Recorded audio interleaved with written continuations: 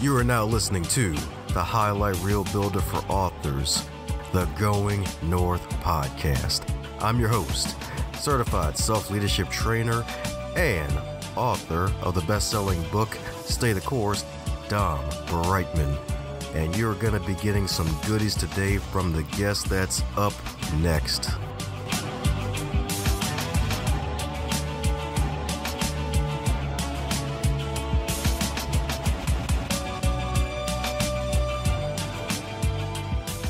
And today on GMP, the Great, Glorious, and Glamorous, the Going North podcast, we're back at you again with another returning guest, baby. That means the lights are still on and somebody's doing something right, most likely the host. And more importantly, that means somebody came back stronger, better, faster, and not butter, folks. Because my goodness, today's returning guest is a sales leadership coach and advisor to some of the world's best run, you heard that right, folks, best run sales forces, and he's the founder and president of the United Sales Resources. And in addition to leading his company's sales effort, he leads the company's research and advisory team. So let's give it up for Mr. Eminem himself, baby. Let's give it up for the one, the only, Matthew McDarby. How you doing today, Matt? Doing great, Dom. Great to see you again. I'm so happy to be with you again, and looking forward to a great conversation. Oh, yeah, it's going to be great because my man's back with another book, baby. Actually, back with two more since the last visit. That's right. That's right. Yeah, I think I mentioned to you, like, that once you, I think to some people, the process of writing a book seems like it's like climbing a mountain, you know, it's almost, it's so difficult to do. But those of us like you who've done this know that once you understand the process for pulling a book together, and you have a good story and you can see kind of a way to get from point A to point Z, it's relatively simple to write a book. You have to devote the time, right? And you have to have some writing capability, obviously. But you know, for those listening, if you ever feel like, gosh, I've got to write that book, that's the thing I'd love to do. Look, if I can do it 3 times, I promise you, you can do it at least once. So be encouraged. I love that. When it comes to book writing, I've done it 3 times. It means you can at least do it once, man. That's freaking gold, man. That's freaking gold. Because a lot of folks need that encouragement, that extra push, because every now and then I get people, it's like, man, I got this book to write, but I'm like all scattered all over the place. And it's like, you actually got it done. It's like, yeah. Like my man right here, like he focuses on getting things done, and not only getting things done, but getting things done with excellence. Yeah, it's you know, the bar is set pretty high in terms of books on sales effectiveness and excellence. And there's just a lot that's been written. And, you know, but I've got a very narrow focus. I just zero in on this role of the sales manager. And, you know, for anybody listening, if you're in a small business or a mid-sized business or a large one, you know that the job of a sales manager it's pretty challenging.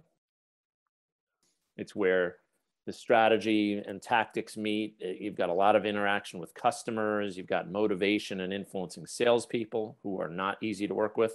Speaking for myself, we are challenging people, and you know, and you have so much riding. The business's success rides on the sales organization's ability to find new customers and expand and defend relationships with existing ones, and really be the differentiating factor out in the marketplace. So how you lead people in that sales function is really challenging. And the 3 books, really quickly, the first one was about time and prioritization and how do you solve that problem. I don't have enough time to do important things well. We talked about that a few years ago. The second one was about making sure you have the right talent, the right people for the work and for the outcome that you want.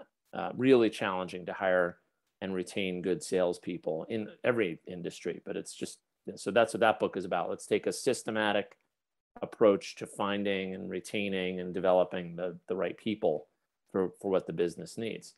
And then this one is about how do I carry myself as a leader and how do I treat others? How do I lead them? And it's called The Divine Comedy of Sales, the Sales Manager's Guide to Virtuous Leadership. So, and as it implies, it is about leading with virtue. So we can talk more about that. I know you have questions, but that's the focus of the book, and the stories about great leaders and what do they do to get the absolute best effort and bring out the best in their people. Well, they carry themselves in a certain way, and that's what this book is about. And I'm challenging people to not only read the stories, but rise to the challenge at the end of each chapter. What are you going to do differently, Miss or Mr. Sales Manager, to lead your team in a more virtuous way? So I'm excited about the book. It was a lot of fun to write. Heck yeah, I can imagine, because I was flipping through some of the book last night, and I'm like, man, this is freaking gold, man. My man's been truly like up in his game with this one, man. And I freaking love the title. If I'm not mistaken, was it your publisher that helped you out with the title? Yes. Yeah, she did. We were, I knew at the beginning the kind of the working title of the book was The 7 Deadly Sins of Sales Leadership. Making reference obviously to Dante's Divine Comedy, and the more we thought about it, we're like, I don't know, there's too many articles that have been written about the 7 deadly sins of this or that, and it's sort of trite. And frankly, most of those aren't really about the deadly sins. They're about some other thing that people make up. This book addresses directly the 7 deadly sins and how to avoid them: pride, envy, ire, sloth, avarice, gluttony, and lust. And so when we were working, Meredith, with my author, we were like, God, I told her, I said, there's a few things I'm not great at.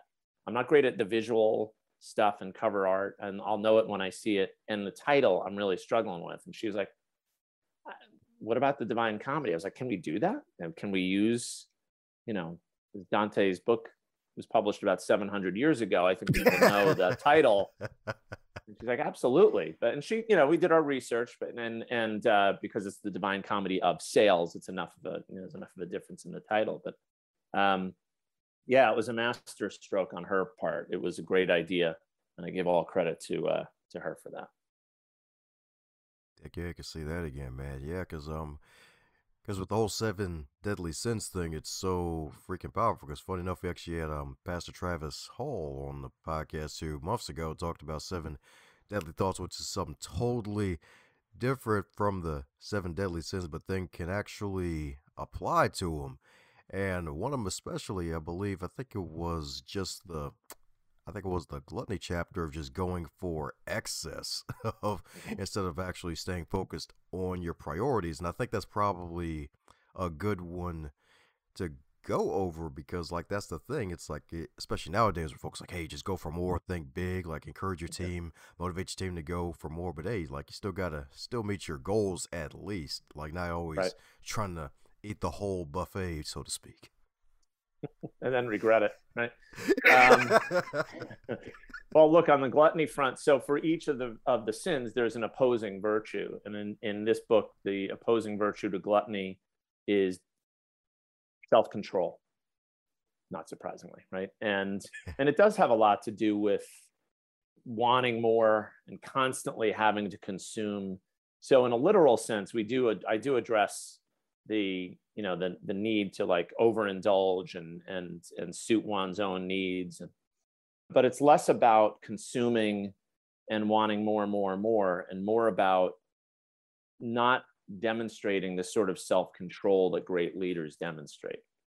And one of the stories that I tell is about the impression that a sales leader that I've known from the past, an impression that this person left on a customer by indulging his own needs. And it's a story about a very specific evening, a meal and wine and all sorts of things, where it was evident to the customer that this person really had his own needs at heart, and he needed to demonstrate to everybody how much he knew about the meal and the wine and how much he was consuming. And strangely enough, you would think that, well, that's kind of harmless. People do that all the time. But the very next, like within a few days, the customer came back to me, because I was the salesperson at the time, and said, we don't want to see that person anymore. We don't want that leader coming to dinner. We don't want to be involved. You will deal with you. So the example there was one of essentially, what impression do you make on others when you're gluttonous in your approach, when it's all about me, and I've got to have more? The message you send is, it's about me, not about you. And that's actually how I break down the virtues in the book, there are ways that I can carry myself, my own self-orientation, and there are certain virtues that pertain to the way I carry myself, and self-control is one of them. The others are diligence, patience, humility. I carry myself a certain way, and in doing so, it reflects something to others. And then the other three virtues are more directly about how I treat others. Of course, the context here is how I treat my salespeople, but it's also how I treat customers, how I treat partners, everybody I'm in contact with as a leader. And so those virtues are goodwill, right? Willing the good of the other, generosity. In this case, it's being generous more with my time, not necessarily money or gifts, although that's part of it too. But it's, your most valuable asset as a leader, as a human, is time. If you can be generous with it, that sends a really important message to people. And then detachment, which is one that's the virtue that opposes lust. And I don't mean lust in the carnal sense necessarily. I mean lust in a business sense. It's lust for the immediate result. We got to have more now. We've got to, always kind of desiring the big result. And detachment is sort of the opposite of that, which is, you know what, we're not going to use people. We're not going to use our customers. We're not going to use our salespeople to suit some crazy goal that we have. We're going to look at them for what they are. They're human beings. They have their own interests. We're going to be detached from needing a result all the time and pumping everybody for numbers.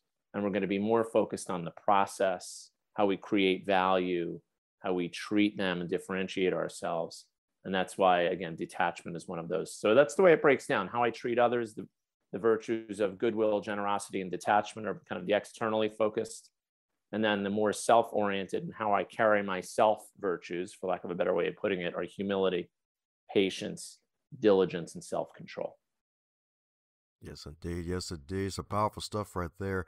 And I love the fact when you mentioned the whole detachment piece, because I feel like that's needed now more than ever, because I'm sure everybody has had a bad experience with some sales folks who are a little too heavy on the presentation side and actually not actually listening. Even had an encounter actually a couple months ago with that.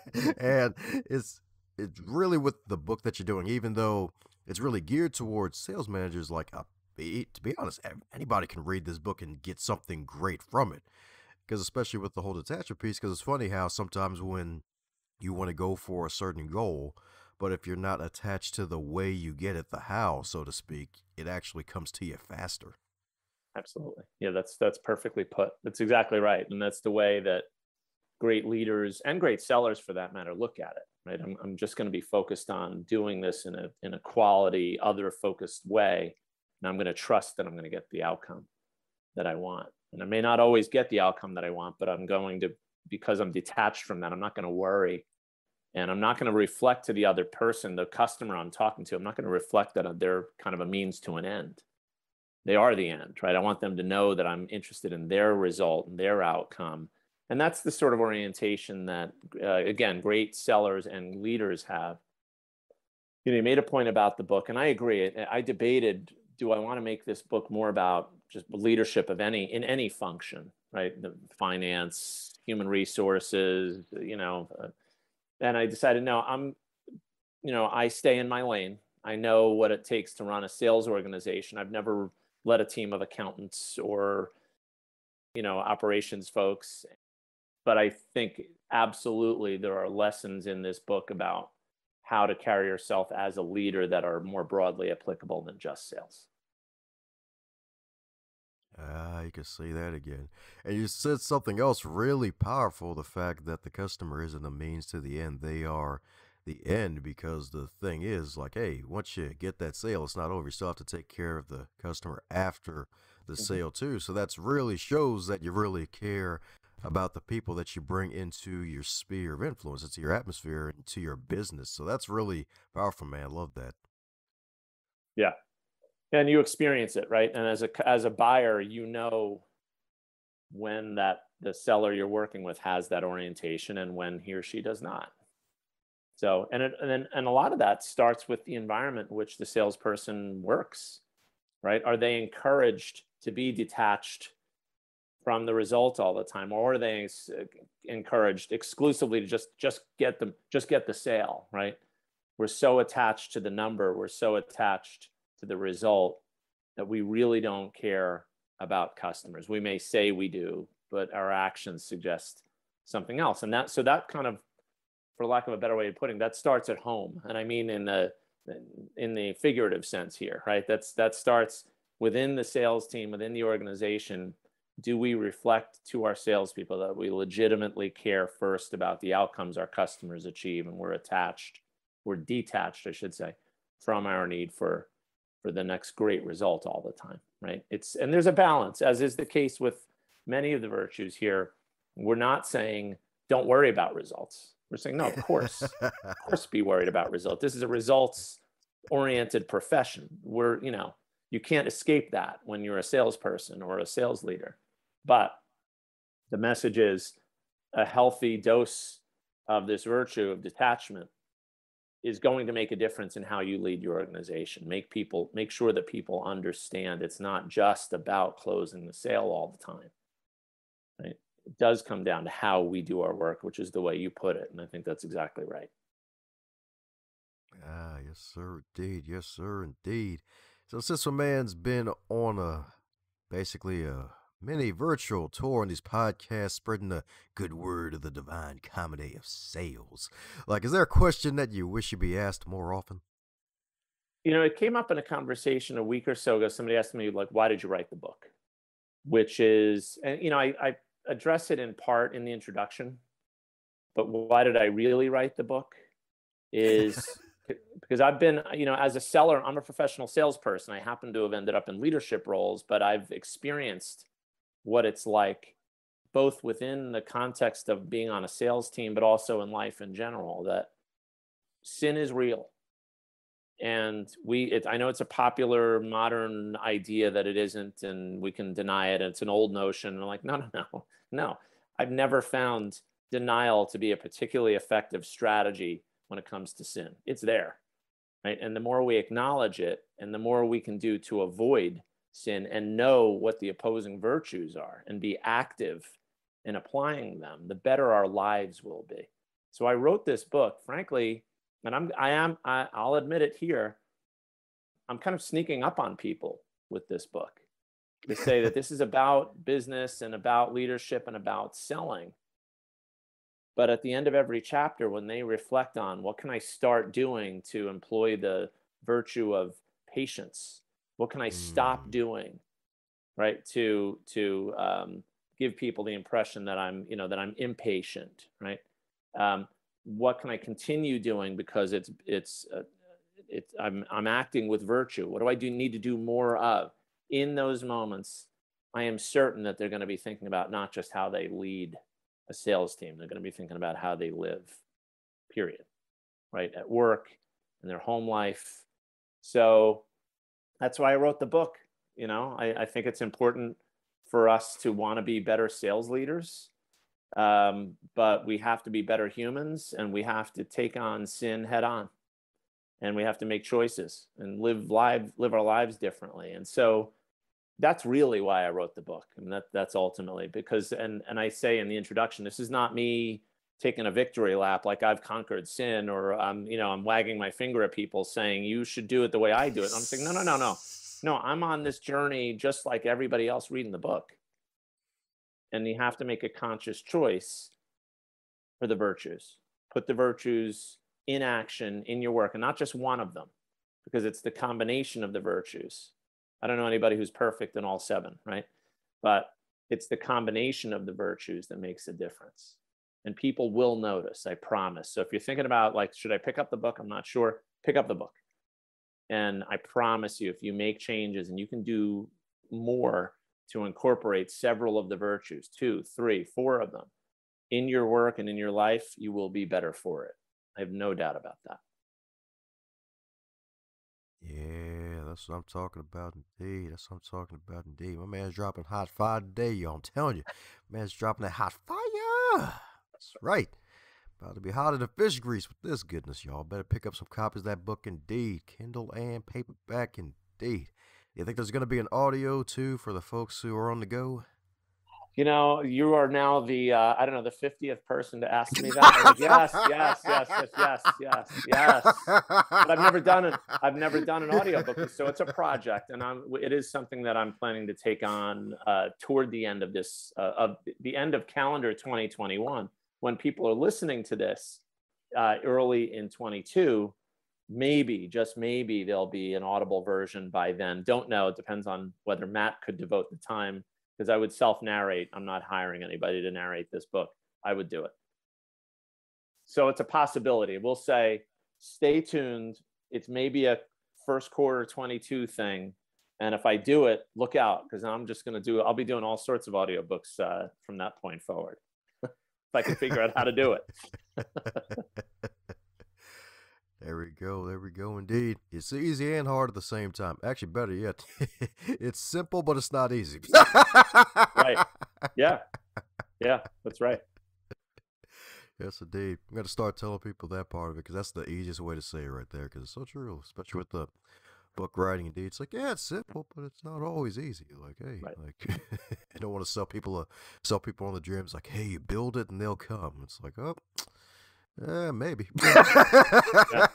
Look, Dom, it's like every other important endeavor, right? If you really commit to do it and you devote time to it, which is the hardest part for a lot of us who are busy, you can get it done. You know, my recommendation, I told the story earlier about the title of the book and the role my editor played in that. But one of the best things that she did for me with the first book was just help me to outline the book, to help me to figure out how I was going to get from the beginning to the end and make it interesting to people other than me, and reminded me about the story arc, goal, obstacle, resolution, and how to put together an outline and build a book that sort of builds, right, and leads to an interesting ending. So again, be encouraged. If you have, I know I'm not directing this to you because you've already written 3 books. I'm saying for other people who want to do this, get a partner, and find an editor, find somebody who can help you to outline the book and give you that path to run on. And then if you've got a good subject matter and some passion about it and know how to write a story, you'll get it done. Yes, indeed. Get her done, indeed. Get her done, indeed.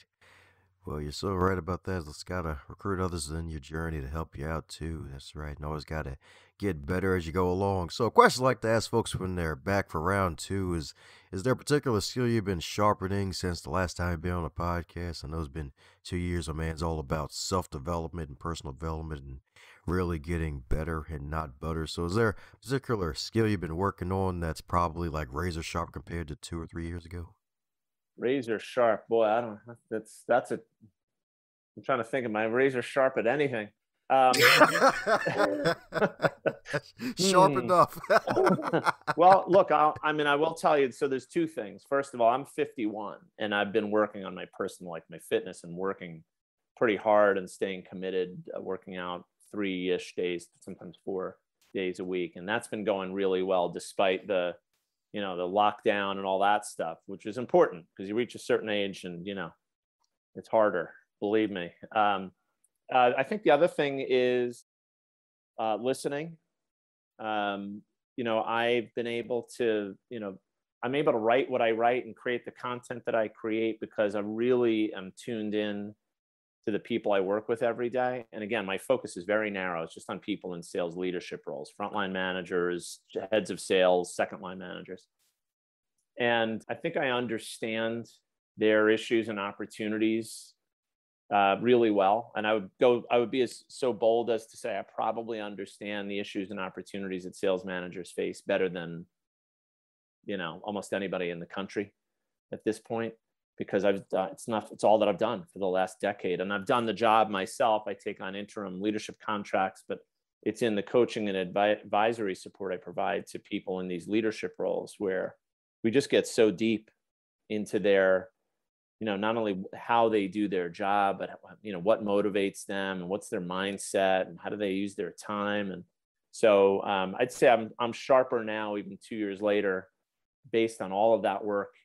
And I credit that to just the really, really deep listening and clarifying questions. Like, tell me a little bit more. I want to make sure I understand what you just said, and learning.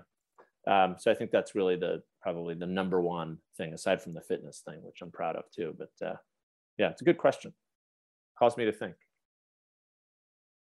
Man, my man's been working on the listening and the fitness, baby. That's what I'm talking about. That's right, indeed. Helping sales managers anywhere, baby, because he's doing it for the past decade. So that means he is a freaking master, y'all. He's a black belt, y'all. He's got you covered like 5 blankets. That's right. Got you covered like 5 of them, especially in that extra up north kind of weather where you're going to need all 5 of those blankets. Yes, indeed. Yes, indeed. So my goodness, so there may be folks out there, they're like, oh man, finally got my first book out there, and it's like, man, having trouble getting the second one out there. And you, my man, you've done 3 so far, and I'm pretty sure there's even more cooking in your mind that's going to be released to the public over the coming years. So with all that you've learned from book 1 to now, is there anything that you wish you would have done differently with the knowledge that you have now? One thing I've learned is I would caution people from doing like co-authoring, writing with someone else, unless you know for sure that your writing style and your process matches up with that other person. Because I've done that on a few occasions. Sometimes it works and sometimes it doesn't.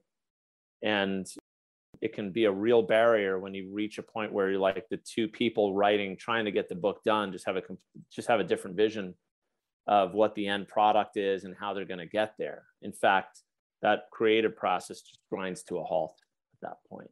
So I guess you can take from that 2 things. One, I think it's a lot easier to get a book done when it's just you doing the writing, right? And you get to get help, get an editor, get all the support, copy editing, graphics, all that. But the actual writing, the authoring part, in my experience, has been a lot easier when I'm doing it on my own. And then 2 is, if you do want to take on a joint project like that and co-author something with someone, take something on smaller first. Write a short paper, an article, because the commitment of time that 2 people, could be several months, a year, could be longer. That's a fast way to create a lot of frustration between somebody. And I'm presuming if you want to write a book with them, it's probably a friend or somebody that you trust and know well. I would say just test that out. Make sure that you do something small first before you commit to taking on such a big project with a co-author. Yeah, I could definitely say that again, indeed. Definitely say that again, indeed. Yeah, because when it's just you, it's like, yeah, sweet, get this thing done, get her done. Where it's like, co-author's like, hey, want to bounce this idea off you? Oh, this is freaking good. All right. And then out of nowhere, a couple weeks later, it's like, hey, how's progress? Progress? What's that? Oh. Exactly. Yeah, exactly. Yeah. That's right. Oh man, yes indeed, yes indeed. So that's definitely something to consider, indeed, and something folks probably don't even mention a lot on this podcast, because usually it's just the author by themselves. Like maybe 1 or 2 other authors, maybe even mention co-authors who actually weren't promoting a co-author book at the time. Mentioned, probably haven't even mentioned something like that. So it's definitely good for folks to keep in mind, indeed. So we're coming down to the magical question that every guest gets to receive for round 2. And that is, if you were called to give the final keynote speech of your life, you get 90 minutes. You get to talk to all 7 billion people on planet Earth at once. And this keynote presentation can be played for decades to come. What would be the main message of that speech, and what would the main points of that message entail? I guess I would open with, are you sure you want me to give this keynote? I would start there, right? Open with a laugh, because that's what that would prompt. I think there's a way to connect with this latest book, that we all are wired in a certain way. Like, we are created and wired. And I think we're wired for love. I mean, I think that's ultimately, that's kind of that's the source and summit of everything. And we need to think about, which is not easy, how do we reflect that love in everything that we do, including the work that we do. And so frankly, the virtues that I'm writing about are just like concrete ways to send a message to other people that I care about you first, right? I will the good of the other. And look, I'm like everybody else listening, I'm a sinful person, and it's a struggle for me to reflect that love all the time. But I think that keynote speech, it would be awfully important for everybody to hear that message all at once, because I don't think the world delivers that message very well, and does it when it does it in a very disjointed sort of a way. And I guess I would encourage people one way or another to find that path and get back to love. And love and God are interchangeable. They are the same. And I think everybody deep down knows that. And I think that message would resonate even with the people who are the most fierce, non-believers. And I think they would know deep down, like, yeah, that's actually the thing that I'm missing, or that's the thing that I would love to be plugged into, but I've got all of these hangups and reasons for why I don't do that. And I would want to appeal to them and say, forget about what the world tells you. Let's just focus in on this very simple message to love one another. And I think that's what my keynote address would be about. But like I said, I think people would be like, this guy is giving this message. Right? But that's the way God works, right? He uses these really poor vessels with holes in them. And, why does he do that? I can't begin to guess, but I think it's probably so that people, like I joked about the book writing process. Like if this guy can do it, anybody can do it. But it's the same thing with loving, right? And doing God's work and being virtuous. If this guy can do it, surely anybody listening can. Oh, mic drop, baby. That's what I'm talking about. That's right, indeed. That's right, indeed. We got the right guy for the presentation, baby. We got the right guy. That's right. All 7 billion people on earth had to listen to this goodness, and they know that they are wired for love, baby. That's right. That's right, indeed. That's why the brains are the original computer. That's right, because they're wired for love, indeed. So for those who need to be not only be wired for love and wired for success, especially in sales leadership, and keep up with all the stuff that you're doing, including picking up this wonderful book, your past books, and the future books, what's the best way for folks to keep up with the mighty Matt himself?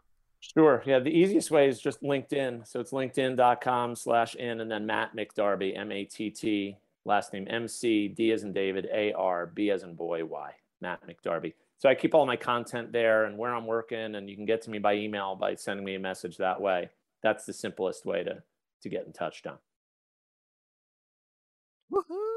Well, there you have it, folks. Reach out to the mighty Matt on LinkedIn, baby. Stay linked in with him. And don't shoot him a darn sales pitch as the first message. Say hi first. Like, get that part right. Please. Please. Get that all the time. Goodness. And look at the down profile, too, before you say. Right. Sorry. That's a whole other episode. It is. That's like my main gripe of like LinkedIn is freaking fabulous, but some of the bad marketers came on. It's like, well, bad. Yeah. So there you have it, folks. Reach out to the mighty Matt. Buy us a copy of the book. It'll change your life. It'll make you even better and not butter. You'll have yourself some 6-pack leadership abs for y'all. I'm telling you. In sales leadership, because a man's got you covered like 10 blankets now, folks. 10 of them. So any parting words before we close up shop? Thank you, Dom. It was great to talk with you again. You're always entertaining and fun, and it's an easy conversation to have. So I want to encourage everybody else listening to spread the word about Dom's podcast, and thank you. You just got done listening to another powerful, power-packed episode of the Going North podcast. I hope you really enjoyed what you heard. Go check out the guest stuff. It's all in the show notes on the website, dombrightman.com, and also reach out to those that you've just heard as well. And keep going north.